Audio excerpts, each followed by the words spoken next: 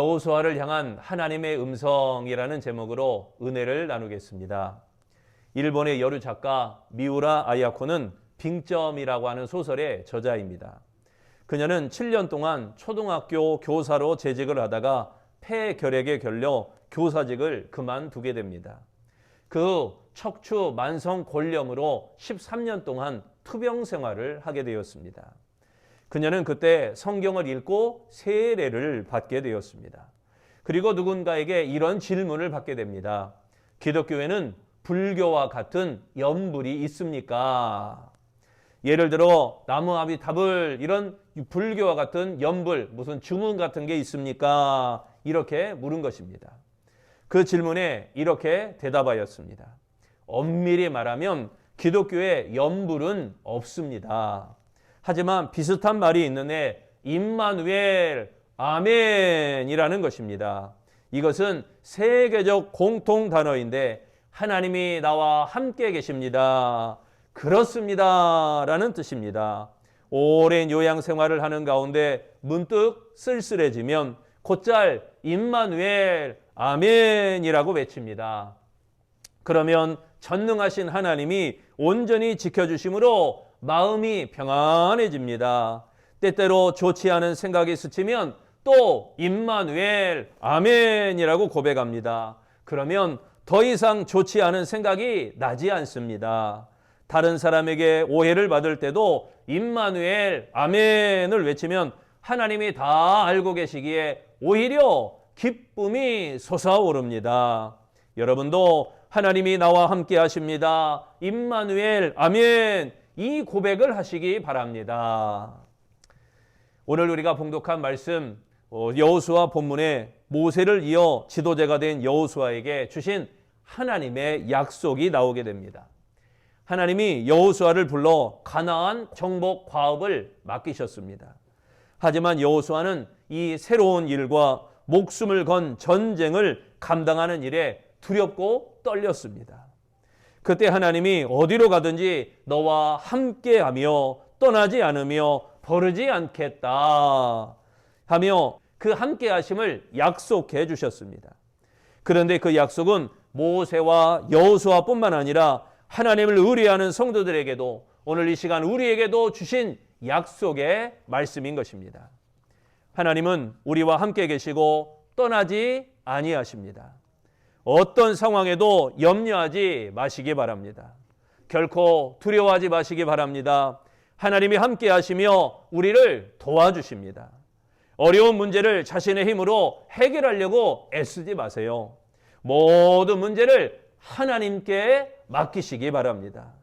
하나님과 상의하고 하나님께 아뢰며 하나님께 의뢰하는 것입니다. 그러면 하나님은 의로운 오른손으로 우리를 꼭 붙들어 주십니다. 우리를 굳세게 하십니다. 우리를 사용하십니다. 우리를 도와주십니다. 5절 말씀에 보니까 내가 모세와 함께 있었던 것 같이 너와 함께 있을 것임이라. 여기 함께 있을 것임이라 이 말은 임재의 약속을 의미하는 말씀입니다. 이는 관념적인 약속이 아니라 살아있는 체험에 기초한 그러한 확실한 약속입니다. 인생을 살아가다가 생각지 않은 어려움이나 환난을 만나게 됩니다. 이때 하나님이 함께 하신다는 믿음이 필요한 것입니다. 하나님의 사람에게 역경과 시련은 있어도 결코 실패는 없습니다. 어려운 상황에도 반드시 성공을 거두게 되어 있습니다. 여러분, 그때마다 환난과 역경과 고난이 있어도 하나님의 음성을 들으시기를 바랍니다. 여호수아를 향한 하나님의 음성, 첫 번째는 일어나라 라는 음성이었습니다. 신준모 작가는 우울한 삶에서 벗어나고 싶은 마음에 페이스북에 매주 400만 명에게 보내는 글을 모아 다시라고 하는 책을 쓰게 되었습니다. 그는 다시라는 말은 용기를 부르는 표현입니다 라고 말을 합니다. 그는 이렇게 도전합니다. 내가 걷고 있는 길이 내 길이 아니거든 돌아서는 용기를 배우라. 그러나 걷고 있는 길이 내 길이 맞거든 흔들리지 말고 계속 걸어가라. 우리의 인생을 완성해 가면 되는 거다. 용기를 부르는 주문, 매우 사소한 말 한마디는 다시라는 말이다. 살아온 날들보다 살아갈 날들이 많기에 무엇이든지 다시 시작할 수 있다. 다시 오지 않을 오늘을 위한 선택, 아무 일도 없다는 듯 다시 꿈꾸며, 다시 웃으며, 다시 행복하다, 다시 시작하라 라고 이렇게 말하고 있습니다. 하나님의 말씀은 언제나 우리를 일으킵니다. 어린 아기는 2000번 이상 넘어지고 비로소 걸을 수 있게 된다고 합니다. 우리도 그렇게 넘어지고 또 넘어져서 지금처럼 여러분 이렇게 걸을 수도 있고 뛰어다닐 수도 있게 되어진 것입니다. 흔들리지 않는 꽃은 없습니다. 살아있기에 흔들리는 것입니다. 사람은 흔들리면서 성장을 합니다. 그러므로 시련과 고난 가운데도 하나님이 나와 함께 하심을 믿고 여러분 일어나시기를 바랍니다. 그 어느 순간에도 하나님이 우리와 함께 하심을 믿고 강력하게 일어나는 아름다운 성도 되시기를 바랍니다. 또한 2절 말씀에 이렇게 말합니다. 내 종 모세가 죽었으니 이제 너는 이 모든 백성과 더불어 일어나 이 요단을 건너 내가 그들 곧 이스라엘 자손에게 주는 그 땅으로 가라. 여기 일어나라고 하는 말은 전쟁에 대비하여 준비를 하다라는 의미의 군사적 용어입니다. 하나님은 출애굽 당시나 가나안 입성의 순간에 믿음의 반응을 요구하셨습니다. 계속해서 믿음을 요구하신 것입니다. 체력을 요구한 게 아닙니다. 어떤 물질을 요구한 게 아닙니다. 믿음을 요구했습니다. 여호수아와 백성들에게 들어야 될 것은 가나안 정복에 합당한 믿음의 반응이었습니다. 우리가 흔히 누구를 부르면 아니면 어떤 위급의 상황에 보면 아이고 아버지 하는 게 아니라 오 주여라고 하는 믿음의 반응이었습니다. 믿음이 있는 자는 일어나는 믿음의 모습으로 나타나야 됩니다.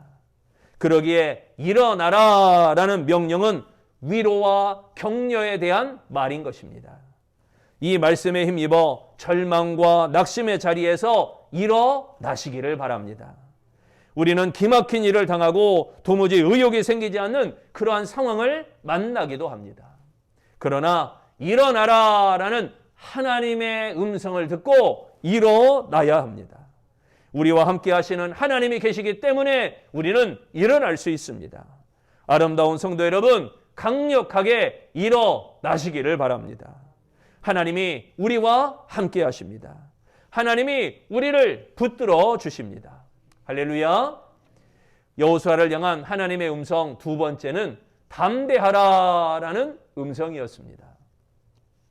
넌 내가 책임진다라는 책을 쓴 김남국 목사는 뿌리 깊은 불교 집안에서 태어나 고등학교 2학년 때 예수님을 영접했습니다. 그러나 고3 끝 무렵 가정에 불어닥친 환난으로 대학 진학을 포기하게 되었습니다. 그가 무너져가는 토담집에 살 때는 연탄을 살 돈도 없었습니다. 차비가 없어서 교회를 2시간씩 걸어 다니기도 했습니다. 그럼에도 그는 10년 동안 교회에서 일을 하며 오직 하나님의 은혜만을 구하였습니다. 그런데 그런 상황에서도 대학도 안 가고 왜 교회에서 봉사만 하느냐 하며 그를 모독하는 사람들도 있었습니다. 위로의 말은 못해줄 망정 왜 그럴까 하며 원망스럽기도 했습니다. 하지만 그는 시험에 들거나 낙심하지 않았습니다.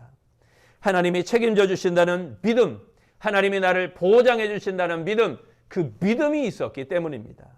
그래서 그는 이렇게 고백합니다. 보잘것없고 내세울 것 하나도 없는 저 같은 사람도 책임져 주시는 하나님을 믿습니다. 가능성이 전혀 없는 나를 주님은 한 번도 버리신 적이 없습니다. 하나님께 붙어 있으면 한없이 높여주십니다. 말씀을 붙잡는 자에게 주시는 은혜가 분명히 있습니다.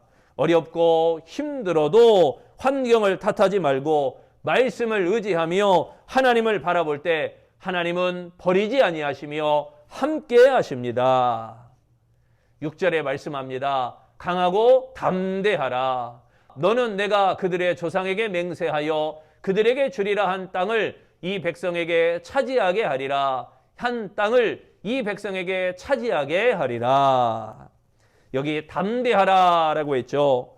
무릎에 힘이 있는 상태로 용기가 있다라는 의미입니다. 담대하지 않으면 하나님을 불신하는 것이 됩니다. 그리고 결국 가나안 땅을 차지하지 못하게 될 것입니다.